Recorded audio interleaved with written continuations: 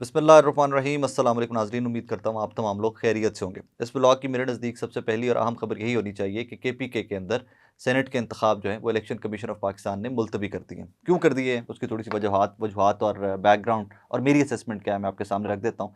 जनाब वाला 25 के करीब अरकान रहते हैं, अरकान असम्बली रहते हैं जिन्होंने अभी तक हल्फ नहीं उठाया। इसके ऊपर डिवीजनल बेंच जो है पेशावर हाई कोर्ट का, उसका फैसला भी आ चुका हुआ है कि उनसे हल्फ लिया जाए, लेकिन वहाँ के स्पीकर और डिप्टी स्पीकर ने अभी तक उनसे हल्फ नहीं लिया। इलेक्टोरल कॉलेज कंप्लीट नहीं, इलेक्शन कमीशन को ये लगता है कि इलेक्टोरल कॉलेज कंप्लीट नहीं है, लिहाजा वहाँ उन सेनेट का इलेक्शन जो है मुलतवी कर दिया गया है केपीके में। इसके ऊपर बड़ी क्लियर स्टेटमेंट आई है अली अमीन गंडापुर साहब की, जो केपीके के वजीर आला हैं। उन्होंने कहा जी ये आईनी हमारा हक है, ये जो मखसूस नशिस्तें थी इनके ऊपर डाका मारा जा रहा है, हम ये डाका नहीं मारने देंगे, हम किसी भी हद तक जाकर ये रोकेंगे। अब इसी सारी कहानी के साथ एक आपको मैं थोड़ा सा रिलेट करके दूं कि इसी मुल्क के खुदादाद के अंदर इसी इलेक्शन के बाद, 2 फरवरी वाले इलेक्शन के बाद, स्पीकर का, वजीर आजम का, वजीर आला का, सदर का इलेक्शन हो गया और इलेक्टोरल कॉलेज कंप्लीट नहीं था। ये मखसूस नशिस्तों वाले मामला तब तो और सूबों में भी चल रहे थे। तब सुन्नी इत्तेहाद काउंसिल इलेक्शन कमीशन में, सुप्रीम कोर्ट में, हाई कोर्ट्स में लेकर पटिशन्स गई हुई थी कि जनाब ये हमारा हक है, हमें दिया जाए।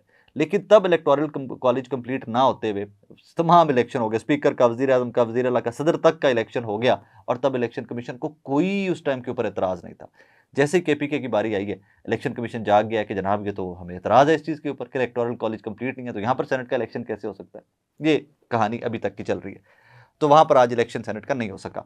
कहानी मुझे मेरे नज़दीक ये है, मुझे ज़ाती तौर के ऊपर ये लगता है कि मुराद सईद साहब के ऊपर जिस किस्म का रेड क्रॉस लगाया गया है, तो मुराद सईद साहब हो सकता है एक शख्सियत को सेनेट में आने से रोकने के लिए किसी भी हद तक पुश किया जा रहा हो और कह दिया हो इलेक्शन कमीशन ने कि पायना से तानू नहीं आने देना, लिहाजा हम इलेक्शन ही नहीं करवा रहे यहाँ पे। बिकॉज वी नो दैट कि मुराद सईद की तकारीर, उनकी ट्वीट्स, उनके ऑडियो मैसेजेस किस हद तक वो अपनी जमात को एक्टिवेट करते हैं। और इसके साथ एक और चीज़ बड़ी इंपॉर्टेंट है कि जिस तरह हमाद अज़हर मंजर आम के ऊपर आ गए, उसी तरह अगर मुराद सईद भी मंजर आम पर आ जाते हैं तो तहरीक इंसाफ का नौजवान रहनुमा जब मंजर आम पे आते हैं तो तहरीक इंसाफ में एक नई रूह फूंक दी जाएगी दोनों सूबों के अंदर, केपीके के अंदर और पंजाब के अंदर। सो उनको रोकने के लिए कि अगर मुराद सईद सेनेटर बन जाते हैं तो फिर तो वो आकर ज़मानतें भी करवाएंगे, फिर वो केसेस कॉन्टेस्ट भी करेंगे, क्योंकि फिर ऑब्वियसली वो एक हाउस के मेंबर होंगे, तो फिर उनके ऊपर क्रैक डाउन, उनको एफआईआर में पकड़ कर रगड़े देना इधर से उधर कोई बहुत आसान काम नहीं होगा। लिहाजा उनको साइड पर इसीलिए रखा गया कि मेरी ज़ाती राय, ये गलत हो सकता हूँ मैं, मेरी असेसमेंट ये है कि मुराद सईद की राह रोकने के लिए भी ये एक हो सकता है कि सेनेट इलेक्शन ही मुलतवी करवा दिया जाए वहाँ पर। बहरहाल ये एक बड़ी खबर थी। अगली खबर, आलिया हमजा साहिबा पाकिस्तान तहरीक इंसाफ की साबिका एमएनए, सनम जावेद साहिबा एक यंग एक्टिविस्ट हैं तहरीक इंसाफ की, उनको 10 महीने से बंद रखा हुआ था, 96/23 से निकली है। एक कुछ 6-6 7-7 मुकदमात में सनम जावेद को पकड़ा हुआ है। एक से ज़मानत होती है, अगले में पकड़ लिया, अगले से ज़मानत होती है, उससे अगले में पकड़ लिया। आलिया हमजा साहिबा बेचारी भी, वो भी अंदर बैठी हुई हैं और बड़ी कमिटेड किस्म की लीडर हैं पाकिस्तान तहरीक इंसाफ की। बहुत सारी ऑफर्स उनको हुई, आईपीपी में चले जाओ, इधर टुर जाओ, उधर टुर जाओ, ड्राई क्लीन हो जाओ, but she took a stand कि नहीं जनाब, Imran Khan, Pakistan Tehreek Insaf, end of the story.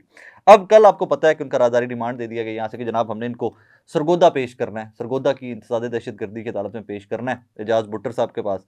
तो वहाँ पर ले जाया गया उनको और आज वहाँ पर पेश किया गया। पेश करने के ऊपर जिस केस के ऊपर, जिस मुकदमे के ऊपर तमाम लोगों को श्योरिटी थी, तमाम वकला जो थे वो कहते थे जी केस डिस्चार्ज हो जाएंगे, फारिग हो जाएगा, केस उड़ जाएगा, वहाँ पर जनाबे वाला उनको 14 रोज़ का जुडिशल रिमांड दे दिया गया है उनकी कस्टडी का। अब उसमें केस क्या है, ज़रा उसको समझिएगा थोड़ा सा कि वकला के मुताबिक थाना कमर मशानी की एफआईआर पुलिस से तल्ख कलामी की दिफात के तहत है और सनम जावेद साहिबा, आलिया हमजा साहिबा पर इल्ज़ाम है कि उन्होंने मजमा को इसके लिए उभारा। अब ना सनम वहाँ पर मौके पर मौजूद थी, ना आलिया हमजा साहिबा वहाँ पर मौके पर मौजूद थी, और एक बाकायदा नज़र आ रहा है कि बोगस केस है, अंधा केस है, जिस केस का रियलिटी के साथ कोई लेना देना ही नहीं। मतलब मैं इस्लामाबाद में मौजूद नहीं हूँ, मैं यहाँ बैठा आपके सामने लाहौर में काम कर रहा हूँ, यार मैं कैसे उसके किसी एक केस में मतलूब हो सकता हूँ। ना मेरी कोई ट्वीट है उसके बारे में, ना मैंने उस थाने या उन अवाम से कोई मेरा इंटरेक्शन है, ना किसी से फ़ोन पे बात हुई है, ना मेरा कोई रब्ता है। मतलब अन्य वाह पे जो है ना, अन्न पे आए, वो अन्न पे आए भाईजान। और इसी तरह उस केस में भी 14 दिन का जुडिशल कर दिया गया, उनको सरगोदा जेल शिफ्ट कर दिया गया। अब प्रॉब्लम, एक्चुअल मुद्दा क्या होता है उसको समझिएगा थोड़ा सा। एक्चुअल मुद्दा होता है कि खदीजा शाह साहिबा को लाहौर से उठाया जाता है, पेशावर शिफ्ट, उधर कोयटा शिफ्ट कर दिया जाता है जी। कोयटा की अदालत में फ़लाँ मुकदमे में ये मतलूब है, तो हमने कोयटा की अदालत में इनको पेश करना है। और इवेंचुअली वहाँ पर उनको रखा भी गया कुछ दिन। इसी तरह सनम जावेद साहिबा को और आलिया हमजा साहिबा को लाहौर से उठाया गया, सरगोदा से उठाएंगे, कहीं चक्कर लगवाएंगे, जब तक के मामलात ख़त्म नहीं होते, जदों तक कि माफ़ी तलाफ़ी नहीं होंगी, उदों तक उन्होंने गुस्सा नहीं जदों तक ठंडा होंदा, उदों तक उन्होंने पाकिस्तान घुमाया जाएगा। प्रॉब्लम क्या है कि फैमिलीज़ को ज़िच करना, फैमिलीज़ को जलील करना, कि अब वो बेचारे बूढ़े माँ बाप, आलिया हमजा के खामंद बच्चे, सनम के जावेद साहिबा के बूढ़े माँ बाप जो हैं वो लाहौरों निकलणगे, सरगोदे जा रहे हैं, सरगोदे निकलणगे लाहौर आ रहे हैं, इतों कल किसी होर अदालत किसी होर थाने च लै जाएंगे, किसी होर FIR फड़ लैणगे। सो मामलात आगे चलते रहें, सिर्फ ड्रैग डाउन किया जाए सिचुएशन को। और इन्हीं में दो ख़वातीन के बारे में है ना कि इनको किसी ने माजी में भी, वो एक खातून बाहिर आई, पाकिस्तान तहरीक इंसाफ की एक्टिविस्ट, उन्होंने इल्ज़ाम लगाया कि उनको कोई जज साहब मिले थे और उन जज साहब ने कहा था कि तुम्हारा लीडर तो जी वो पाकिस्तान से चला जाएगा और तुम लोग क्यों डील हो रहे हो यहाँ पे, तुम लोग भी छोड़ो, तुम लोग भी एफिडेविट दो, तुम लोग भी ऐलान करो, प्रेस कॉन्फ्रेंस करो, ये करो वो करो। तो वो मामला जो है वैसे के वैसे अभी तक चलते आ रहे हैं, बट लेटेस्ट ये है कि 14 दिन का रिमांड दे दिया गया है और उनको अब सरगोदा जेल में रखा जाएगा। एक और चीज़ अहम है कि एजाज भुट्टर साहब भी वहाँ पर जज हैं, जो एजाज भुट्टर साहब 9 मई के बाद फ़ौरन बाद लाहौर में इंसदाद दहशतगर्दी के जज थे, वही भुट्टर साहब सरगोदा में जज हैं। आगे चलिए तो एक और अहम डेवलपमेंट मेरे नज़दीक तो ये बहुत बड़ी खबर है, पता नहीं एक्सटेंसिवली रिपोर्ट क्यों नहीं होती, इस हद तक क्यों नहीं रिपोर्ट होती। वो रिपोर्ट है बुशरा बीबी की सेहत को लेकर, या बुशरा बीबी के एलिगेशन या बुशरा बीबी के बयान को लेकर। जब एक बंदा मुक़य्यद है और उसका सोर्स ऑफ इन्फॉर्मेशन हम तक पहुँचने के बहुत कम बंदे हैं जो रिपोर्टर्स या वकला हैं, तो मैं मिनो अन उनकी स्टेटमेंट्स को लूँगा क्रेडिबल, क्योंकि मेरे पास सोर्स ऑफ इन्फॉर्मेशन ही एक है। बुशरा बीबी ने पिछली समातों के दौरान भी सहाफ़ियों से बात करते हुए, वकला से बात करते हुए कहा गया कि उनको पॉइज़न किया जा रहा है, वो शहद लेती हैं और शहद में उनको जहर डालकर दिया जा रहा है। आज इमरान खान साहब ने भी इस बारे में बात की है, आज बुशरा बीबी साहबा ने दोबारा इस मामले के ऊपर बात की है।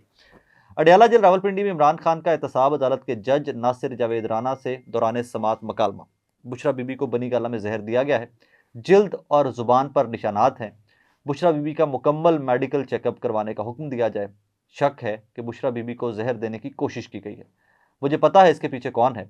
अगर बुशरा बीबी को कुछ होता है तो इसका जिम्मेदार एक शख्स होगा।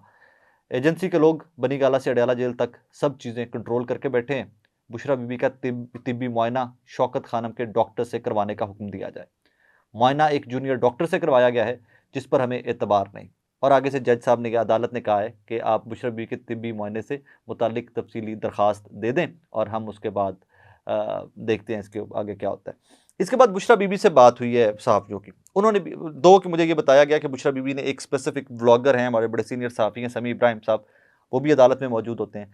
बुशरा बीबी साहिबा ने उनसे बात करने की, सिर्फ उनसे बात करने की इजाज़त चाही, लेकिन अदालत ने इजाज़त नहीं दी। तो उसके बाद बुशरा बीबी ने एड्रेस उनकी तरफ देखते हुए बाकी जो सहाफ़ी रिपोर्ट कर रहे थे उन सबको बताया कि जनाब वाला उनको खाने के अंदर आज भी हापिक, जिससे वो टॉयलेट वगैरह क्लीन करते हैं, हापिक के कतरे उनको खाने में मिलाकर दिए जा रहे हैं, जिसकी वजह से उनकी आंखों में, सीने में और मैदे में तकलीफ़ होती है और जो पानी है और खाना है ये भी उनको कड़वा लगता है। और उन्होंने कहा कि मुझे ये जेल में किसी ने बताया है कि मेरे साथ क्या किया जा रहा है। ऑब्वियसली बुशरा बीबी ने कहा कि मैं उसका नाम तो नहीं ले सकती कि जेल में जिसने मुझे ये बताया है कि आपको खाने में हापिक डालकर दिया जा रहा है। इसके ऊपर सहाफ़ियों ने काउंटर क्वेश्चन किया कि आपके पास क्या सबूत है कि आपने पहले कहा कि आपको शहद में जहर डालकर दिया जा रहा है, आज वो आप कह रही हैं कि जनाब आपको हापिक डाल के दिया जा रहा है खाने के अंदर। तो उसके ऊपर बुशरा बीबी ने कहा कि इस तरह की चीज़ का मेरे पास क्या सबूत हो सकता है, या क्या सबूत आप मेरे से एक्सपेक्ट करते हैं। सबसे बड़ा सबूत तो टेस्ट ही हो सकते हैं ना, कि आप मेरा तिब्बी मुआयना करवा लीजिए, या मेरी जो स्किन है जो आपको नज़र आ रहा है, मैं कह रही हूँ कि मेरी आंखें और मेरे मैदे में तकलीफ होती है एंड एवरीथिंग। तो इसके ऊपर ये बड़े सीरियस एलिगेशंस हैं। साबिका खातून अव्वल और वो खातून के जिनके ऊपर किस किस्म का प्रेशर नहीं डाला गया, खामन से लेकर जो उनके साबिका खामन है, उन्होंने गलाजत के ढेर उनके ऊपर फेंके, क्या क्या नहीं किया गया। और अगर वो खातून आज भी अपने मौजूदा शौहर इमरान खान साहब, साबिका वज़ीर-ए-आज़म पाकिस्तान के साथ डट के खड़ी हैं, तो फिर मुझे नहीं लगता कि इससे आगे कुछ रह गया हुआ है, कि इससे आगे आप उनको तोड़ने के लिए कुछ कर सकें। मुझे ज़ाती तौर पे नज़र नहीं आ रहा। जो भी जितने भी पहाड़ थे, मेरे नज़दीक किसी भी औरत की पर्सनल लाइफ जो होती है वो सबसे अहम होती है, सबसे मुकद्दम होती है उसके लिए। तो अगर बुशरा बीबी की आपने पर्सनल लाइफ कोर्ट्स और टीवी तक फेंकी और फिर टीवी के शोज़ होते रहे उसके ऊपर, और उनके बच्चे किस कर्ब से, किस अज़ियत से निकले होंगे, क्या बुशरा बीबी को इसका एहसास नहीं है?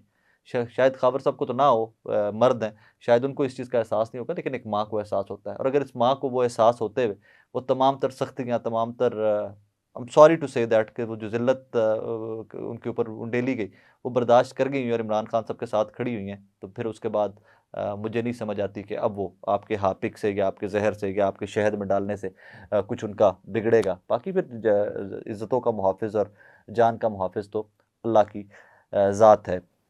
अच्छा जी, इसी के ऊपर आई हैव टू से वन थिंग कि अभी तक ये मामलात जो हैं, इस पे लोगों ने डायरेक्टली इमरान खान साहब ने नॉमिनेट किया है आज कि जनाब वाला, अगर बुशरा बीबी को कुछ होता है तो फ़लाँ फ़लाँ फ़लाँ फ़लाँ लोग होंगे।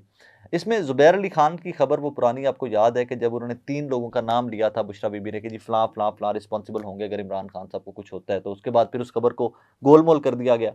उसके बाद मुझे भी ये रिपोर्ट किया गया पीटीआई के जो मेरे तो कुछ सोर्सेज़ थे, उन्होंने कहा जी नहीं, उन्होंने ये नहीं कहा था, उन्होंने कहा कि ये 3 लोग हैं, आर्मी चीफ के बारे में बात करते हुए एवरीथिंग, ये 3 लोग हैं कि जिनको इमरान खान साहब की सिक्योरिटी का ज़िम्मा लेना चाहिए। अगर इनको कुछ होता है तो जो मुखालिफ हैं, जो दुश्मन हैं, वो इमरान खान साहब की के साथ कुछ करके, अल्लाह ना करे इस तरह का करके, खुदा ना खास्ता ज़िम्मेदारी डाल देंगे उनके ऊपर।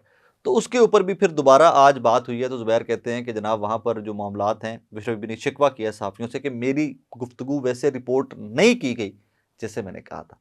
अब इसके ऊपर मुझे नहीं क मुझे कन्फ्यूज़न है कि मैं अब एक्चुअली कोशिश कर रहा हूँ कि मैं किसी तरह से इस्लामाबाद की जो समातें हैं, मैं खुद से कवर किया करूँ, कम से कम हफ्ते में 1 दिन तो जाया करूँ। आई am working on that, hopefully कुछ सॉर्ट आउट हो जाएगा इस तरह, क्योंकि पहले अदालत जाना पड़ेगा, अदालत से ऑर्डर लेके, उसके बाद ही कोई इस तरह का हमें परमिशन मिलेगी कि मैं अडयाला जेल के अंदर जाकर समातों की कवरेज कर सकूँ। So I am working on that. बहरहाल आज अब तक के लिए बड़ी खबरें ऐसी थी। नेक्स्ट व्लॉग तक सेनेट का इलेक्शन और काफ़ी सारी चीज़ों में और क्लैरिटी आ चुकी होगी, तो फिर इंशाल्लाह वो भी आपके गोश गुज़ार करेंगे। अपना बहुत सारा ख्याल रखिएगा, दुआ में याद रखिएगा।